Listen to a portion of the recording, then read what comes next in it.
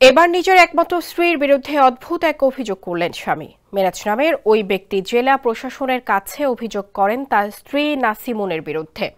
অভিযোগে জানা যায়, স্ত্রী নাসিমুন নাকি প্রতি রাতে তাকে সাপ হয়ে কামড়ানোর চেষ্টা করে। এমন অভিযোগের পর পুরো এলাকায় চাঞ্চল্যের সৃষ্টি হয়েছে।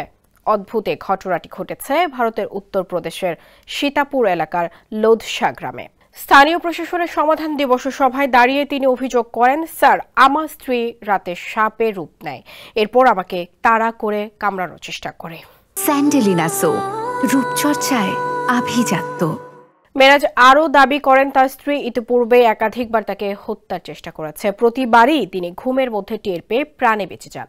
তিনি লিখিত অভিযোগ দিয়ে প্রশাসনের কাছে নিজের জীবনের নিরাপত্তা চেয়েছেন। পুলিশ বলছে, তারা ঘটনাটিকে আপাতত মানসিক হয়রানির অভিযোগ হিসেবে দেখছে।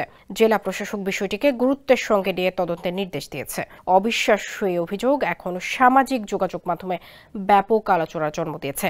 কেউ বলছেন, লোকটা তো শ্রীদেবীর নাগিনা সিনেমার নায়ক, আবার কেউ ঠাট্টা করে লিখছেন, নাগমণি কোথাও লুকিয়ে রেখেছ নাকি।